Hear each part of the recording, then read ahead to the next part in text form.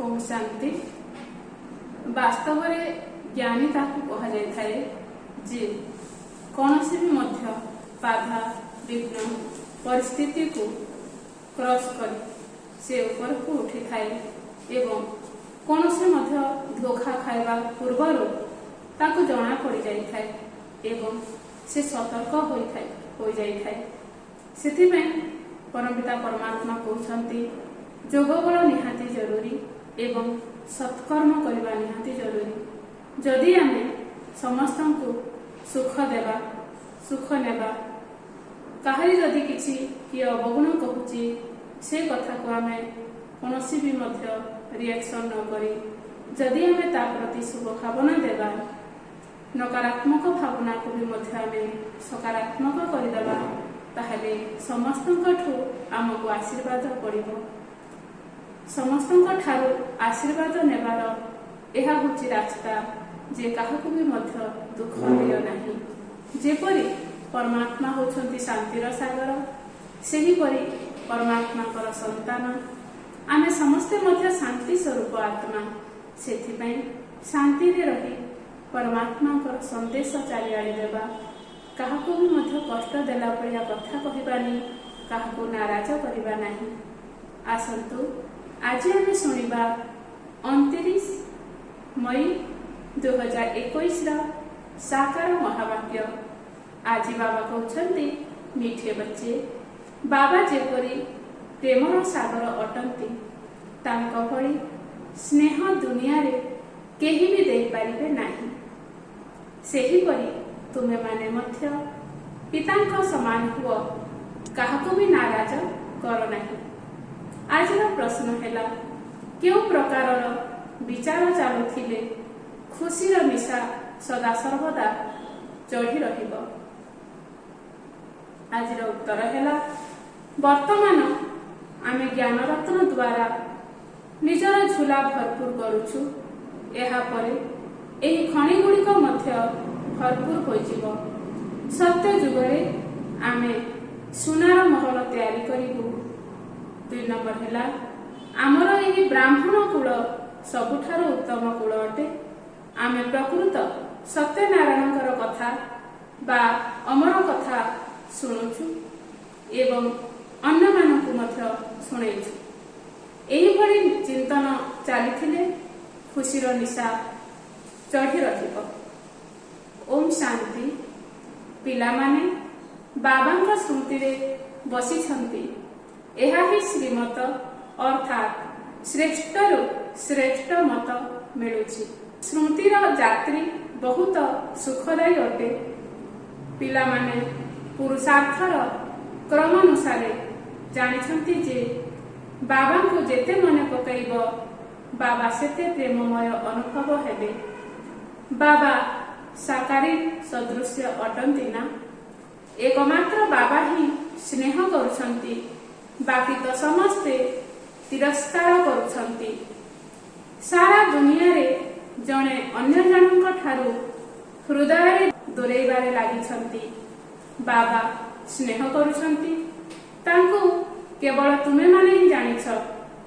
बाबा कहउछंती मु जेमिति जेपरि अटे केते बड़ अटे।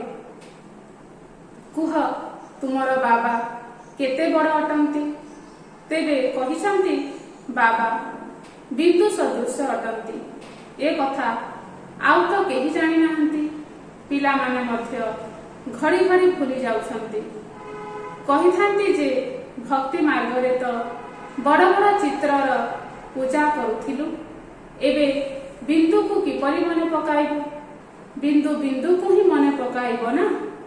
आत्मा जानिछि जे आमे बिंदु अटु। आमर बाबा मध्य एहीपरि अटंती। आत्मा ही राष्ट्रपति आत्मा ही चाकर आदि होइथाए। आत्मा ही अभिनय करिथाए। बाबा सबुठारु मधुमय अटंती। समस्ते तांको मने पकाउछंती जे हे पतित पावन दुखहर्ता सुखकर्ता आस एबे तुममानक एही निश्चय अछि जे आमे जाहाकू बिंदु बोली कहूछु से बहुत सूक्ष्म अटंती किंतु तांकर महिमा केते श्रेष्ठ अटे। ଯଦିଓ ତାଙ୍କର ମହିମା ଗାୟନ କରୁଛନ୍ତି, ସେ ଜ୍ଞାନର ସାଗର, ଶାନ୍ତିର ସାଗର ଅଟନ୍ତି, କିନ୍ତୁ ବୁଝୁନାହାନ୍ତି ଯେ ସେ କିପରି ଆସି ସୁଖ ଦେଉଛନ୍ତି। ମଧୁର ସନ୍ତାନମାନେ ପ୍ରତ୍ୟେକ ଜାଣିଛନ୍ତି ଯେ କିଏ କେଉଁ ଭାବେ ଶ୍ରୀମତ ପାଳନ କରୁଛନ୍ତି। ସେବା କରିବା ପାଇଁ ଶ୍ରୀମତ ମିଳୁଛି। ଏଠାରେ ବହୁତ ମନୁଷ୍ୟ ବେମାର ଅଟନ୍ତି, ଅନେକ ସୁସ୍ଥ ମନୁଷ୍ୟ ମଧ୍ୟ ଅଛନ୍ତି। ଭାରତବାସୀ ଜାଣିଛନ୍ତି ଯେ ସତ୍ୟ ଯୁଗରେ ଆୟୁଷ ପ୍ରାୟତଃ 125-150 ବର୍ଷ ଥିଲା। ସେଠାରେ ପ୍ରତ୍ୟେକ ନିଜର ପୂର୍ଣ୍ଣ ଆୟୁଷ ଭୋଗ କରିବେ। ଏହା ତ ବିଲକୁଲ ବିକାରୀ ଦୁନିଆ ଅଟେ, ଯାହା ଆଉ ଅଳ୍ପ ସମୟ ରହିଛି। ମନୁଷ୍ୟମାନେ ବର୍ତ୍ତମାନ ମଧ୍ୟ ବହୁତ ବଡ଼ ବଡ଼ ଧର୍ମଶାଳା ଆଦି ତିଆରି କରୁଛନ୍ତି। ଜାଣିନାହାନ୍ତି ଯେ ଆଉ ବାକି କେତେ ସମୟ ରହିଛି। ମନ୍ଦିର ଆଦି ତିଆରି କରି ଲକ୍ଷ ଲକ୍ଷ ଟଙ୍କା ଖର୍ଚ୍ଚ କରୁଛନ୍ତି। ତାଙ୍କର ଆୟୁଷ ଆଉ କେତେ ସମୟ ଅଛି?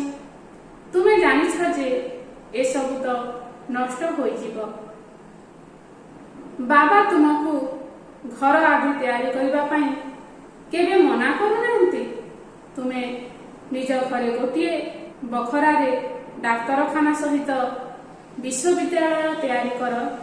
ଏହି ଜ୍ଞାନ ଦ୍ୱାରା ବିନା ଖର୍ଚ୍ଚରେ ସ୍ୱାସ୍ଥ୍ୟ ସମ୍ପତ୍ତି ଖୁସି 21 ଜନ୍ମ ପାଇଁ ମିଳିବ। ଏ କଥା ମଧ୍ୟ ବୁଝାଇଛନ୍ତି ଯେ ତୁମକୁ ବହୁତ ସୁଖ ମିଳୁଛି। ଯେତେବେଳେ ତମ ପ୍ରଧାନ ହେଉଛନ୍ତି, ତେବେ ଅଧିକ ଦୁଃଖ ଭୋଗ କରୁଛନ୍ତି। ଯେତେ ଅଧିକ ତମ ପ୍ରଧାନ ହୋଇଚାଲିବେ, ଦୁନିଆରେ ସେତେ ଦୁଃଖ ଅଶାନ୍ତି ବଢ଼ି ଚାଲିବ। ମନୁଷ୍ୟମାନେ ବହୁତ ଦୁଃଖୀ ହୋଇଯିବେ। ଏହାପରେ ହିଁ ଜୟ ଜୟକାର ହେବ। ତୁମେମାନେ ଦିବ୍ୟ ଦୃଷ୍ଟି ଦ୍ୱାରା ଯେଉଁ ବିନାଶ ଦେଖିଛ, ତାହା ପୁଣି ବାସ୍ତବରେ ଦେଖିବ। ଅନେକ ସନ୍ତାନମାନେ ମଧ୍ୟ ସ୍ଥାପନାର ସାକ୍ଷାତକାର କରିଛନ୍ତି।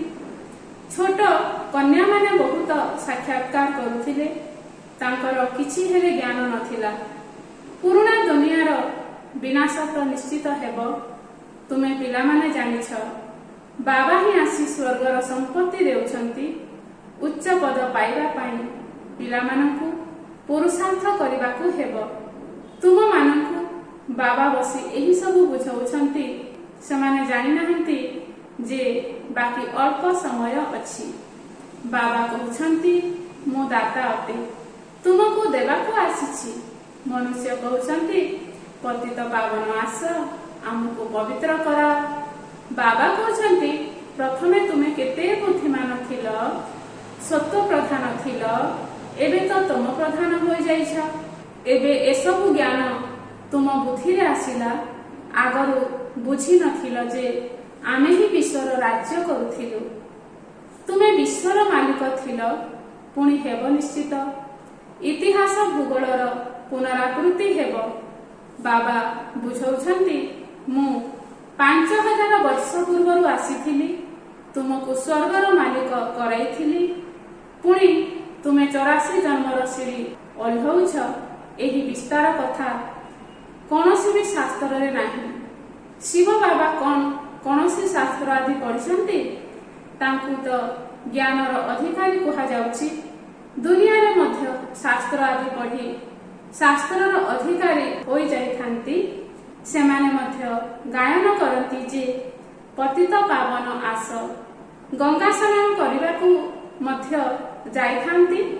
ବାସ୍ତବରେ ଏହି ଭକ୍ତି ଗୃହସ୍ଥୀମାନଙ୍କ ପାଇଁ ଅଟେ। ବାବା ବସି ବୁଝାଉଛନ୍ତି, ସେମାନେ ମଧ୍ୟ ଜାଣିନାହାନ୍ତି ଯେ କିଏ ସଦ୍ଗତି ଦାତା ଅଟନ୍ତି। ବାବା ବୁଝାଉଛନ୍ତି, ତୁମେ ମୋତେ ଡାକୁଛ, ହେ ପତିତ ପାବନ ଆସ, ମୁଁ ତୁମକୁ ପବିତ୍ର କରାଉଛି। ମୁଁ ତୁମକୁ ପାଠ ପଢ଼ାଇବା ପାଇଁ ଆସିଛି। କିନ୍ତୁ ଏହିପରି କୁହାଯିବ ନାହିଁ ଯେ ଆମ ଉପରେ କୃପା କର। ମୁଁ ତ ଶିକ୍ଷକ ଅଟେ, ତୁମେ କୃପା ଆଦି କାହିଁକି ମାଗୁଛ? ଆଶୀର୍ବାଦ ତ ଜନ୍ମ ଜନ୍ମ ଧରି ପ୍ରାପ୍ତ କରି ଆସିଛ। ଏବେ ଆସି ମାତା ପିତାଙ୍କର ସମ୍ପତ୍ତିର ମାଲିକ ହୁଅ। ଆଶୀର୍ବାଦ କ'ଣ କରିବି? ସନ୍ତାନ ଜନ୍ମ ହେଲା ତ ପିତାଙ୍କ ସମ୍ପତ୍ତିର ମାଲିକ ହେଲେ। ଲୌକିକ ପିତାଙ୍କୁ କ'ଣ କହିଥାନ୍ତି କି ଉପରେ କୃପା କର। ଏଠାରେ ତ କୃପାର କୌଣସି କଥା ନାହିଁ, କେବଳ ବାବାଙ୍କୁ ହିଁ ସ୍ମରଣ କରିବାକୁ ପଡ଼ିବ। ଏ କଥା ମଧ୍ୟ କେହି ଜାଣିନାହାନ୍ତି ଯେ ବାବା ବିନ୍ଦୁ ଅଟନ୍ତି।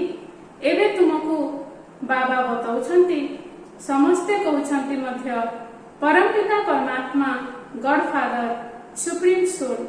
ତେଣୁ ସେ ପରମାତ୍ମା ହେଲେ ନା, ସେ ହେଉଛନ୍ତି ସର୍ବୋଚ୍ଚ, ବାକି ସମସ୍ତେ ଆତ୍ମା ଅଟନ୍ତି ନା।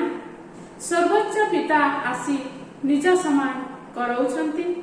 କାହାରି ବୁଦ୍ଧିରେ କ'ଣ ଏ କଥା ଥିବ ଯେ ବେହଦର ବାବା ଯିଏ ସ୍ୱର୍ଗର ରଚୟିତା ଅଟନ୍ତି, ସେ ଆସି ସ୍ୱର୍ଗର ମାଲିକ କରାଉଛନ୍ତି? ତୁମେ ଏବେ ଜାଣୁଛ କୃଷ୍ଣଙ୍କ ହାତରେ ସ୍ୱର୍ଗର ଗୋଲକ ଅଛି। ପିଲା ଜନ୍ମ ହେବା ମାତ୍ରେ ସେବେଠାରୁ ତାର ଆୟୁଷ କମିବା ଆରମ୍ଭ ହୋଇଥାଏ। ଶ୍ରୀକୃଷ୍ଣ ତ ପୁରା 84 ଜନ୍ମ ନେଉଛନ୍ତି। ଗର୍ଭରୁ ବାହାରକୁ ଆସିଲେ ସେହି ଦିନଠାରୁ 84 ଜନ୍ମ ଗଣନା କରାଯିବ। ଲକ୍ଷ୍ମୀ ନାରାୟଣଙ୍କୁ ତ ବଡ଼ ହେବା ପାଇଁ 30-35 ବର୍ଷ ଲାଗିବ ନା। ତେବେ ସେହି 30-35 ବର୍ଷ 5000 ବର୍ଷରୁ କମ୍ କରିବାକୁ ପଡ଼ିବ। ଶିବ ବାବାଙ୍କର ବୟସ ତ ଗଣନା କରିପାରିବ ନାହିଁ। ଶିବ ବାବା କେବେ ଆସିଲେ ସଠିକ ସମୟ କହିପାରିବେ ନାହିଁ। ଆରମ୍ଭରୁ ସାକ୍ଷାତକାର ହେଉଥିଲା। ମୁସଲମାନ ଲୋକେ ମଧ୍ୟ ସୂକ୍ଷ୍ମ ବତନର ବଗିଚା ଆଦି ଦେଖିଥିଲେ। ଏପରି ନବଦା ଭକ୍ତି ତ ସେମାନେ କେହି ହେଲେ କରିନାହାନ୍ତି। ଘରେ ବସି ସ୍ୱତଃ ଧ୍ୟାନ ଚାଲି ଯାଉଥିଲେ। ଭକ୍ତମାନେ ତ କେତେ ନବଦା ଭକ୍ତି କରୁଛନ୍ତି। ତେବେ ବାବା ବସି ସମ୍ମୁଖରେ ବୁଝାଉଛନ୍ତି, ବାବା ଦୂର ଦେଶରୁ ଆସିଛନ୍ତି, ଏ କଥା ପିଲାମାନେ ଜାଣିଛନ୍ତି। ବ୍ରହ୍ମାଙ୍କ ଶରୀରରେ ପ୍ରବେଶ କରି ଆମକୁ ପଢ଼ାଉଛନ୍ତି, କିନ୍ତୁ ପୁଣି ବାହାରକୁ ଯିବା ଦ୍ୱାରା ନିଶା କମ୍ ହୋଇଯାଉଛି। ଯଦି ବାବାଙ୍କ ସ୍ମୃତିରେ ରହିବ, ତେବେ ଖୁସିର ନିଶା ଚଢ଼ି ରହିବ ଏବଂ ତୁମର କର୍ମାତୀତ ଅବସ୍ଥା ହୋଇଯିବ। କିନ୍ତୁ ଏଥିରେ ସମୟ ଦରକାର। ଏବେ ଦେଖ, ଶ୍ରୀକୃଷ୍ଣଙ୍କର ଆତ୍ମାର ଏହି ଅନ୍ତିମ ଜନ୍ମରେ ପୁରା ଜ୍ଞାନ ରହିଛି। ପୁଣି ଜନ୍ମ ନେବା ମାତ୍ରେ ପଇସା କର ମଧ୍ୟ ଜ୍ଞାନ ରହିବ ନାହିଁ। ବାବା ଆସି ବୁଝାଉଛନ୍ତି, କୃଷ୍ଣ କୌଣସି ମୁରଲି ବଜାଉନଥିଲେ, ସେ ତ ଜ୍ଞାନ ହିଁ ଜାଣିନାହାନ୍ତି। ଲକ୍ଷ୍ମୀ ନାରାୟଣ ମଧ୍ୟ ଏହି ଜ୍ଞାନକୁ ଜାଣିନାହାନ୍ତି। ତେବେ ଋଷି ମୁନି ସନ୍ନ୍ୟାସୀ ଆଦି କିପରି ଜାଣିବେ? ବିଶ୍ୱର ମାଲିକ ଲକ୍ଷ୍ମୀ ନାରାୟଣ ତ ଜାଣିନାହାନ୍ତି, ତେବେ ପୁଣି ଏହି ସନ୍ନ୍ୟାସୀମାନେ କିପରି ଜାଣିବେ? କୃଷ୍ଣ ସାଗରରେ ଅଶ୍ୱତ୍ଥ ପତ୍ରରେ ଆସିଥିଲେ, ଏପରି କରିଥିଲେ। ଏହି ସବୁ କାହାଣୀ ବସି ଲେଖିଛନ୍ତି। ଗଙ୍ଗା ନଦୀରେ ପାଦ ରଖିବା ମାତ୍ରେ ଗଙ୍ଗା ପାତାଳଗାମୀ ହେଲା। ବିଚାର କର, ମନୁଷ୍ୟ କିପରି କାହାଣୀ ସବୁ କହୁଛନ୍ତି। ଏବେ ବାବା ବୁଝାଉଛନ୍ତି, କୌଣସି ବି ଓଲଟା ସିଧା କଥାରେ କେବେ ହେଲେ ବିଶ୍ୱାସ କର ନାହିଁ। ମନୁଷ୍ୟ କେତେ ଶାସ୍ତ୍ର ଆଦି ପଢୁଛନ୍ତି। ବାବା କହୁଛନ୍ତି, ଯାହା କିଛି ପଢିଛ ସବୁ ଭୁଲିଯାଅ, ଏହି ଦେହକୁ ମଧ୍ୟ ଭୁଲିଯାଅ। ଆତ୍ମା ହିଁ ଗୋଟିଏ ଶରୀର ଛାଡ଼ି ଭିନ୍ନ ଭିନ୍ନ ପ୍ରକାରର ନାମ ରୂପ ଏବଂ ଶରୀର ଧାରଣ କରି ଅଭିନୟ କରିଥାଏ। ଏବେ ବାବା କହୁଛନ୍ତି, ଏହା ବିକାରୀ ଛିଛି ବସ୍ତ୍ର ଅଟେ। ଆତ୍ମା ଏବଂ ଶରୀର ଉଭୟ ପତିତ ଅଟେ। ଆତ୍ମାକୁ ହିଁ ଶ୍ୟାମ ଏବଂ ସୁନ୍ଦର କୁହାଯାଉଛି। ଆତ୍ମା ପବିତ୍ର ଥିବାରୁ ସୁନ୍ଦର ଥିଲା, ପୁଣି କାମାଗ୍ନି ଦ୍ୱାରା କଳା ହୋଇଯାଇଛି। ଏବେ ପୁଣି ବାବା ଜ୍ଞାନ ଅଗ୍ନିରେ ବସାଉଛନ୍ତି। ପତିତ ପାବନ ବାବା କହୁଛନ୍ତି, ମୋତେ ସ୍ମରଣ କର, ତେବେ ଏହି ବିକାର ରୂପୀ ଖାଦ ହିଁ ବାହାରିଯିବ। ଆତ୍ମାରେ ହିଁ ଖାଦ ପଡ଼ିଛି। କଳିଯୁଗ ଅନ୍ତରେ ତୁମେ ଗରିବ ହୋଇଯାଇଛ, ପୁଣି ସତ୍ୟ ଯୁଗରେ ତୁମେ ସୁନାର ମହଲ ତିଆରି କରିବ। ଆଶ୍ଚର୍ଯ୍ୟ ଅଟେ। ଏଠାରେ ହୀରାର ଦେଖ କେତେ ମୂଲ୍ୟ ରହିଛି। ସେଠାରେ ତ ହୀରା ପଥର ସଦୃଶ୍ୟ ହେବ। एबे तुमे बाबांको ठारू ज्ञान रत्नरे झुला भरपूर करुछ। लेखा जाइछि सागररु रत्नर थाली भरी नहीं आसिथिले। सागररु जेते चाहिब सेते रत्न नहीं पारिब। सत्य जुगरे खଣି सब भरपूर होई जीव। तुमे साक्षात्कार मध्य करिछ। माया मछंदर मध्य खेल देखै थांती। से देखिले जे सुनार इटा पड़िछि नहीं आसिले। तळको आसिले तो किछि हेले नथिला। सत्य जुगरे तो सुनार इटारे महल तैयारी करिब। एपरी एपरी ख्याल आसिबा दरकार। तेबे खुशीर निशा चढ़िब। समस्तंकु बाबांको परिचय देबाकु हेब। शिव बाबा 5000 वर्ष पूर्वरु मध्य आसिथिले। ए कथा केही जानि नाहंती। तुमे जानिछ जे 5000 वर्ष पूर्वरु आसी तुमको राजयोग शिखैथिले। कल्प कल्प तुमको ही शिखाइबे। जेउ माने ब्राह्मण हेबे से पुणी देवता हेबे। विराट रूपर चित्र मध्य तैयारी करिथांती। सेथिरे ब्राह्मण मानकर चुटी को गुप्त करि दैछंती। ब्राह्मण मानकर कुल बहुत उत्तम बोली गायन रहिछि। से माने लौकिक ओ तुमे अलौकिक ब्राह्मण अट। तुमे समस्तंकु सत्य कथा सुनाउछ। एहा ही सत्यनारायणकर कथा अमर कथा। बाबा तुमको अमर कथा सुनाई अमर करौछंती। एही मृत्यु लोक विनाश होई जीव। शिव बाबा कहउछंती मु तुमको नेबाकु आसीछि। केते ढेर आत्मा माने रहिछंती। आत्मा घर को फेरिबा समय रे कोनोसी शब्द हेब नाही। महुमाछींकर दल जीवा समय रे केते शब्द होई थाए। रानी महुमाछी पछरे समस्ते जाइथांती। तांकर परस्पर मध्यरे केते एकता रही थाए। भ्रमरीर उदाहरण मध्य एठाकार कथा। तुमे समस्तंकु मनुष्यरु देवता करि देउछ। तुमे पतित मानंकु ज्ञानर भूं भूं करुच। तेणु सेमाने पवित्र विश्वर मालिक होई जाउछंती। तुमर अटे प्रवृत्ति मार्ग। एठारे मध्य अधिकांश माता माने रहिछंती। सेथिपाई वंदे मातरम कहा जाउछि। से ही ब्रह्मा कुमारी जे ब्रह्मांक द्वारा 21 जन्मर संपत्ति समस्तंकु देउछंती। से ही वास्तव ब्रह्मा कुमारी। बापदादा समस्तंकु सुखर संपत्ति देउछंती। जेउ माने सेवा करिवे पढ़िबे लेखिबे सेमाने नवाब हेबे। न पढ़िबे न लेखिबे तो सेमाने चाकर हेबे। राजा हेबा भल ना चाकर हेबा भल। शेष समय रे तुमे सबु कथा जानि पारिबो जे आमे केउ पद पाइबु। तापरे पुणी पश्चाताप करिबो। आमे श्रीमतरे काहीकि न चालिलु।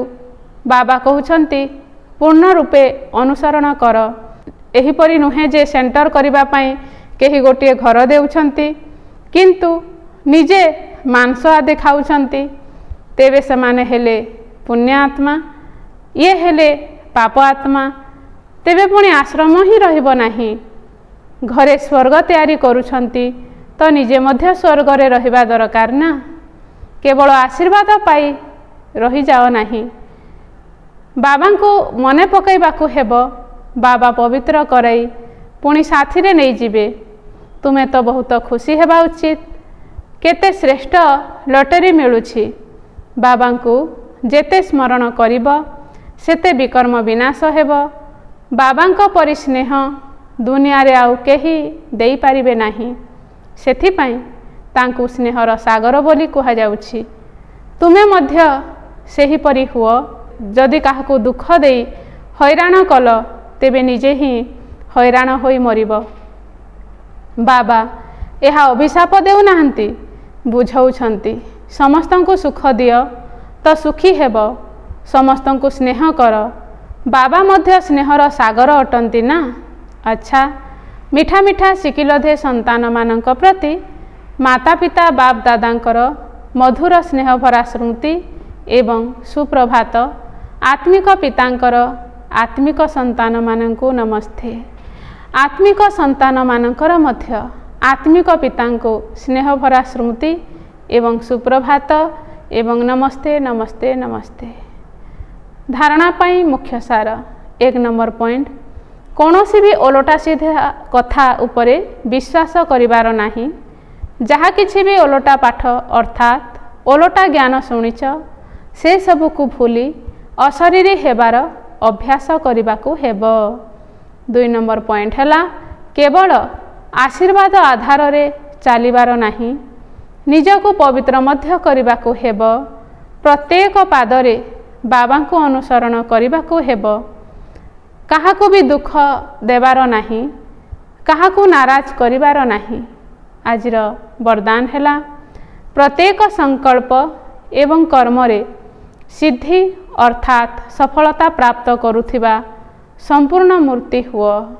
वरदान विस्तार हैला तुम मानंकु संकल्पर सिद्धि सेतेबेले प्राप्त हेबो जेतेबेले तुमे माने समर्थ संकल्पर रचना करिबो। जेउ माने अधिक संकल्प रचना करि दियंती सेमाने सेगुडिकर पालना करि पारंती नाही। सेथिपई संकल्प जेते अधिक करिबो ताहा सेते अधिक शक्तिहीन हेबो। तेणु प्रथमे व्यर्थ रचना गुड़ी को बंद कर, तेबे जाई सफलता प्राप्त हेबो। एवं कर्मरे सफलता प्राप्त करिवार विधि हेला कर्म करिबा पूर्वरु प्रथमे आदि मध्य अंत को जानी तापरे कर्म कर।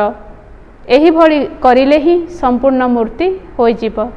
आजिर स्लोगान हैला समय अनुसारे दुख एवं धोखारु सुरक्षित रही सफल हेउथिबा आत्मा ही ज्ञानी अर्थात बुद्धिमान अटे। अच्छा, ओम शांति।